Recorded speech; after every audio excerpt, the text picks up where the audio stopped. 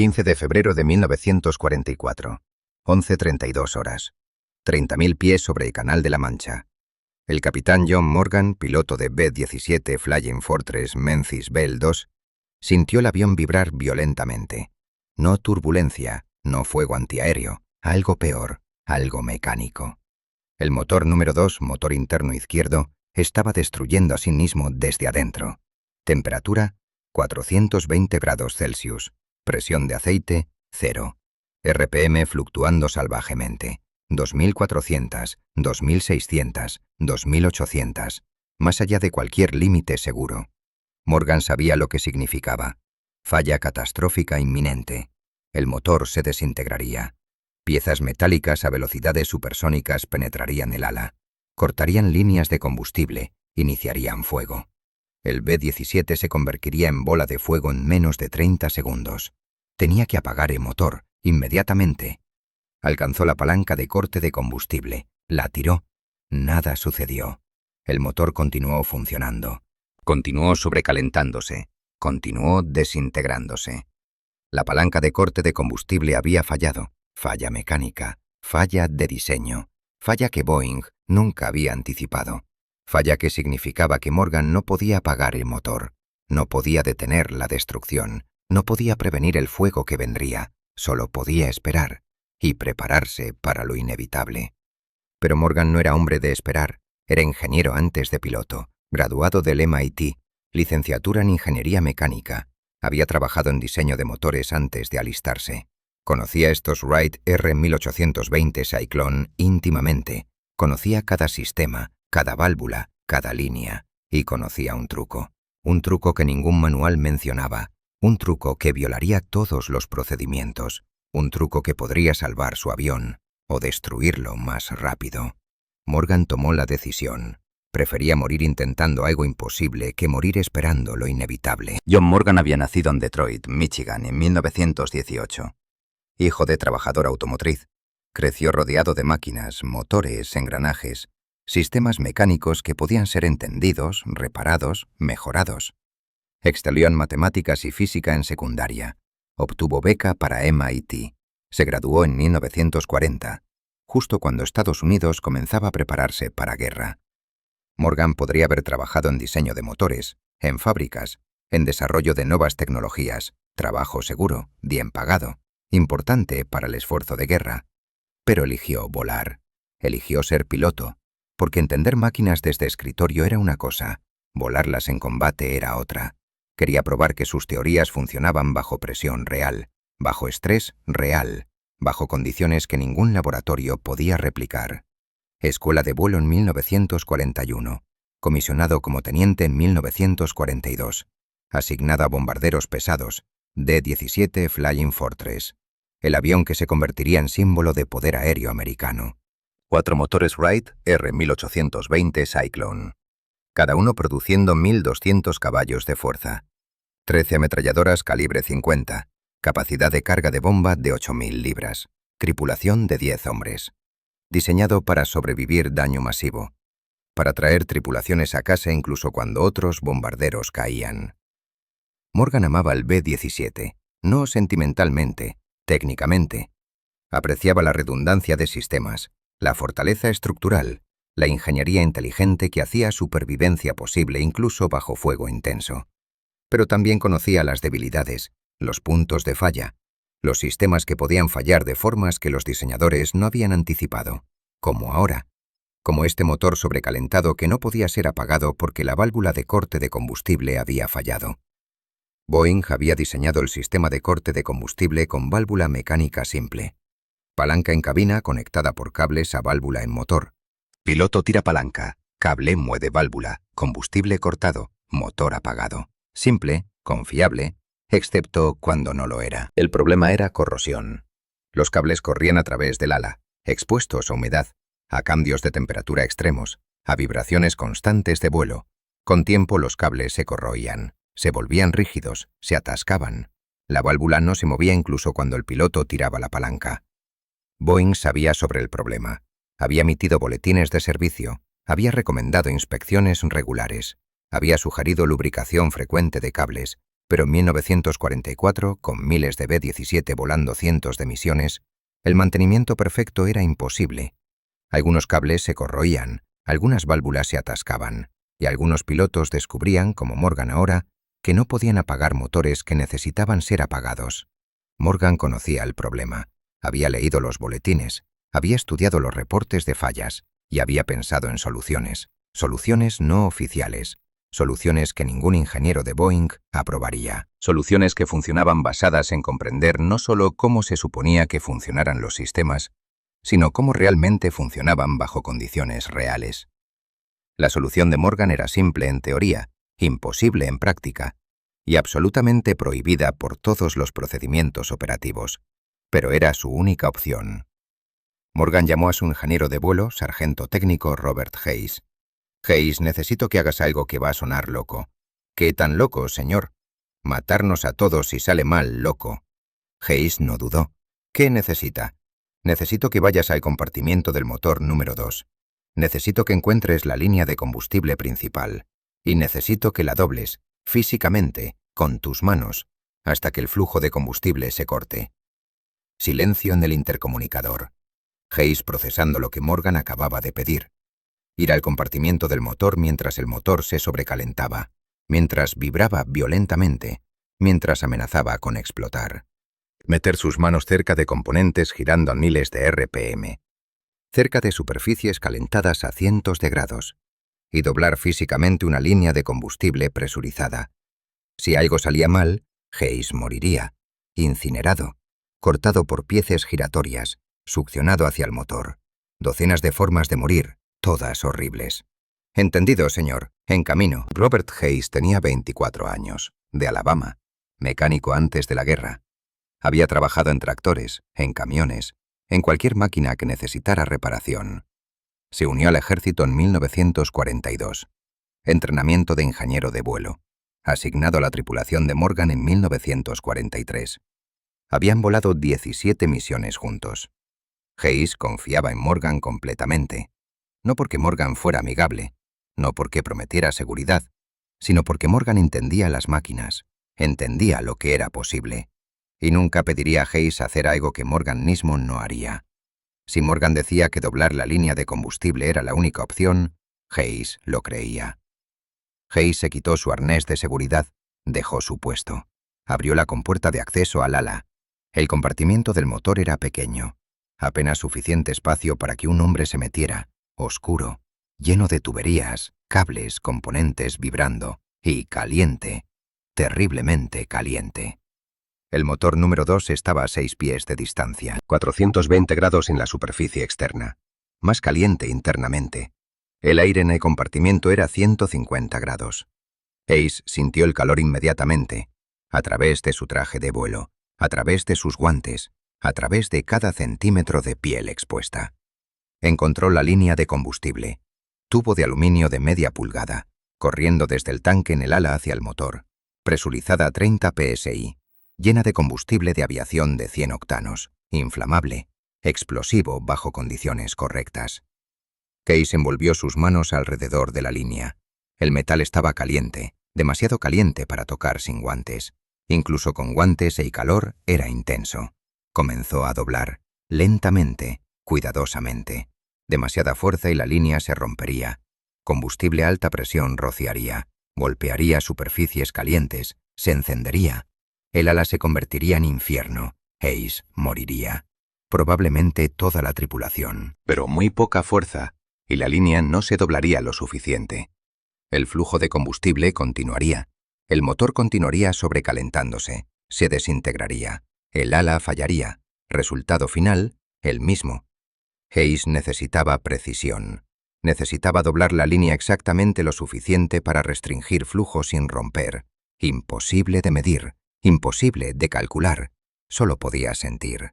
Sentir la resistencia del metal. Sentir cuando estaba doblándose versus cuando estaba a punto de romperse. Mecánico instinto construido sobre años de trabajar con sus manos, con máquinas que perdonaban y máquinas que no. Hayes dobló. El tubo comenzó a formar curva, 30 grados, 45, 60. Morgan observaba los instrumentos. Temperatura del motor todavía subiendo. 430 grados, 440, RPM todavía fluctuando salvajemente, sin cambio. Hayes necesitaba doblar más. 75 grados, 90. La línea estaba ahora doblada en ángulo recto. Flujo de combustible debería estar severamente restringido. Morgan observaba. Temperatura todavía subiendo, 450 grados. Pero la tasa de subida disminuyó. Ya no subía 10 grados por minuto, subía 5, luego 3, luego 1, luego estabilizó. 452 grados. Se mantuvo ahí, sin subir más, sin bajar tampoco, pero estable. El flujo de combustible estaba restringido, no cortado completamente, pero lo suficientemente reducido que el motor no recibía suficiente combustible para mantener temperatura creciente. Estaba estabilizado, no solucionado, pero controlado. Morgan llamó a Hayes. Temperatura estabilizada, buen trabajo, vuelve a tu estación. Hayes no respondió. Morgan repitió. Hayes, vuelve a tu estación. Silencio. El copiloto de Morgan, teniente David Walsh, desabrochó su arnés. Voy a revisar. Walsh encontró a Hayes inconsciente en el compartimiento del motor. Inhalación de humos, calor extremo, agotamiento. Combinación de 3 había superado su cuerpo, pero había doblado la línea, había salvado el avión. Había hecho lo imposible antes de colapsar. Walsh arrastró a Hayes de vuelta al fuselaje principal, le dio oxígeno, le roció agua en la cara. Hayes recuperó conciencia después de 3 minutos. Primeras palabras. ¿Funcionó? Walsh sonrió. Funcionó. El motor está estabilizado. Hayes cerró sus ojos, no de alivio, de agotamiento. Había dado todo, cada gramo de fuerza, cada segundo de resistencia, para doblar un tubo, para salvar su tripulación, para probar que a veces la solución correcta no está en el manual. Está en entender las máquinas lo suficientemente bien para improvisar cuando el manual falla. Morgan voló los siguientes 250 millas con 3 motores operando normalmente y uno operando en modo de emergencia. El motor número 2 todavía funcionaba. Todavía producía algo de empuje, pero mínimo. Suficiente para mantener el avión estable. No suficiente para ser útil en combate. Suficiente para llegar a casa.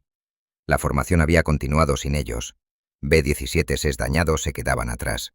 Era procedimiento estándar. La formación no podía reducir velocidad. No podía exponer docenas de aviones para proteger uno dañado.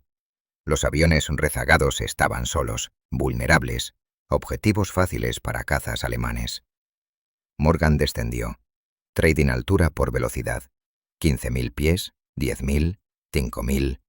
A baja altitud, la caza alemana era menos común. Los cazas preferían atacar formaciones a gran altura. Aviones solitarios a baja altitud generalmente los ignoraban. No valían el combustible. El avión estaba demasiado dañado para representar amenaza futura.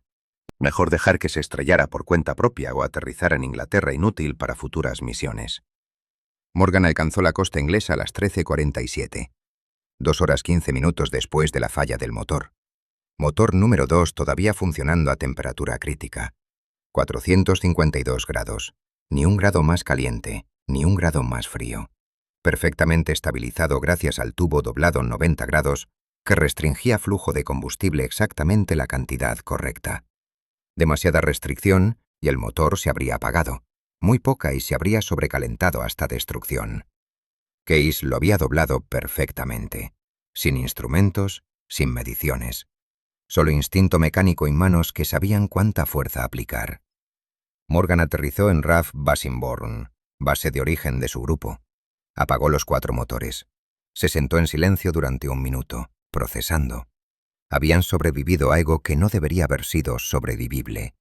Falla de sistema de corte de combustible durante sobrecalentamiento de motor. Las probabilidades de supervivencia eran prácticamente 0, pero habían sobrevivido. A través de improvisación, a través de entender las máquinas mejor que los manuales, a través de voluntad de Hayes de meterse en compartimiento de motor sobrecalentado y doblar físicamente línea de combustible. El jefe de ingeniería de la base, mayor Kenneth Wright, inspeccionó el avión.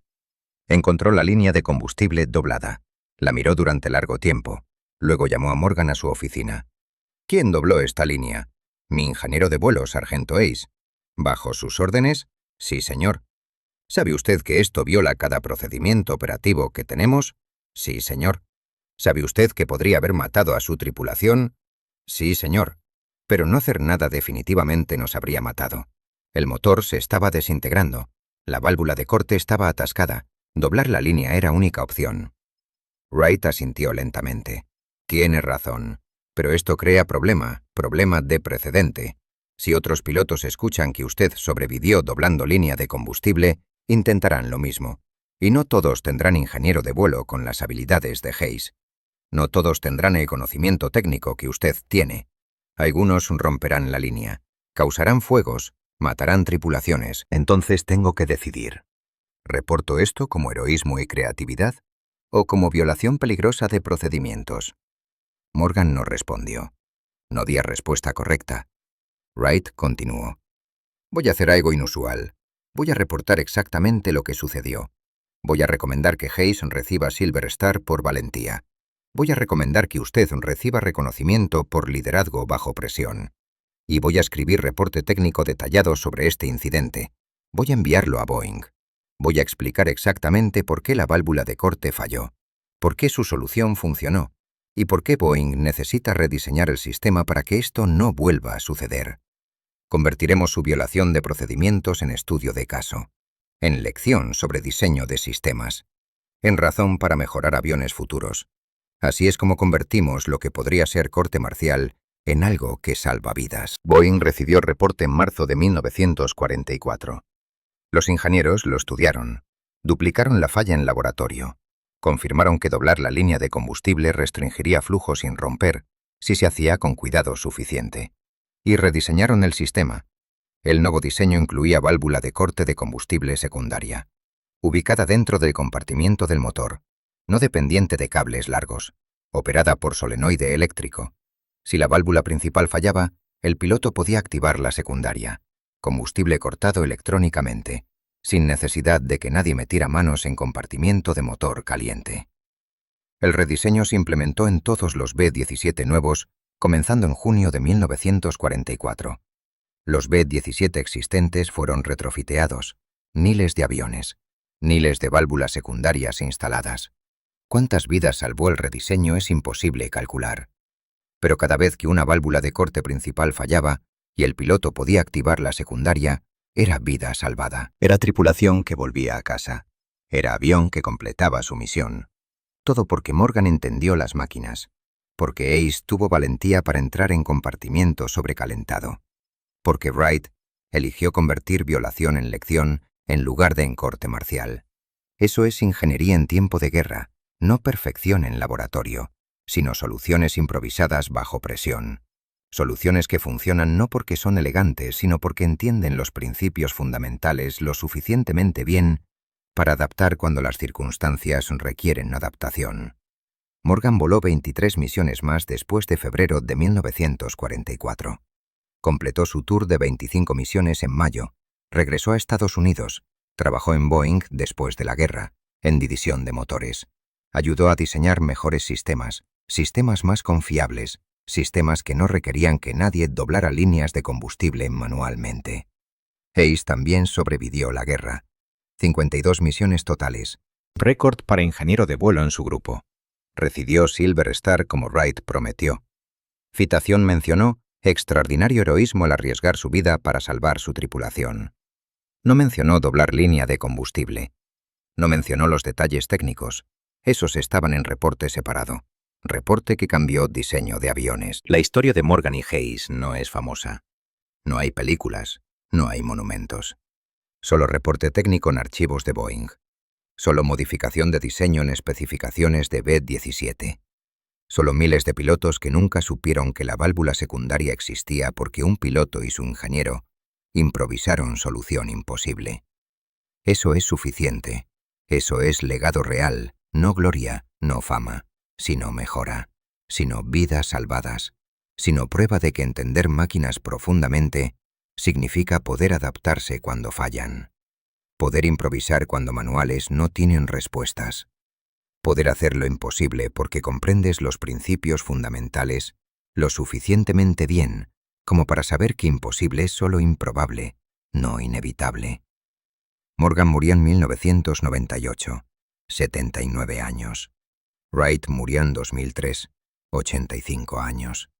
Hayes murió en 2007, 87 años. Todos vivieron vidas largas después de la guerra. Todos recordaron febrero de 1944, el día que el motor número 2 falló, el día que la válvula de corte no funcionó, el día que Hayes dobló línea de combustible con sus manos mientras el motor se sobrecalentaba a 6 pies de distancia, el día que Morgan eligió improvisar en lugar de esperar a morir, el día que Wright eligió convertir violación en lección, el día que cambió diseño de aviones, el día que probó que a veces las mejores soluciones no vienen de laboratorios, vienen de hombres que entienden máquinas lo suficientemente bien para romper reglas de forma que salva vidas. Ese es el honor real. No seguir procedimientos ciegamente, sino saber cuándo los procedimientos fallan, cuándo improvisación es necesaria, cuándo arriesgar todo es más seguro que arriesgar nada. Morgan lo sabía, Hayes lo sabía, y miles de pilotos que vinieron después se beneficiaron porque esos dos hombres eligieron hacer lo imposible en lugar de aceptar lo inevitable. 15 de febrero de 1944. 30.000 pies sobre el canal. Motor sobrecalentándose. Válvula atascada. Una tripulación. Una decisión. Una línea de combustible doblada 90 grados. Una solución que no debería haber funcionado, pero funcionó. Una lección que cambió aviación. Una historia que merece ser recordada, no por gloria, sino por mostrar que el verdadero heroísmo no siempre es dramático. A veces es técnico. A veces es hombre que entiende máquinas lo suficientemente bien para salvarlas cuando se autodestruyen. A veces es ingeniero que mete sus manos en infierno mecánico porque su piloto confía en él. A veces es oficial que convierte violación en lección porque entiende que perfección es enemigo de supervivencia. Eso es la historia. Eso es el legado.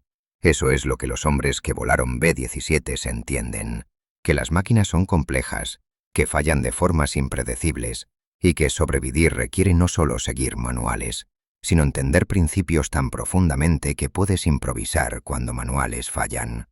Morgan y Hayes lo probaron. Boeing aprendió de ello. Aviación mejoró por ello. Y 79 años después, todavía recordamos que a veces la solución correcta es doblar las reglas, literalmente, 90 grados, con tus propias manos. Mientras el infierno arde a 6 pies de distancia, porque es eso o morir, y elegir vida, incluso cuando requiere imposible, siempre es elección correcta.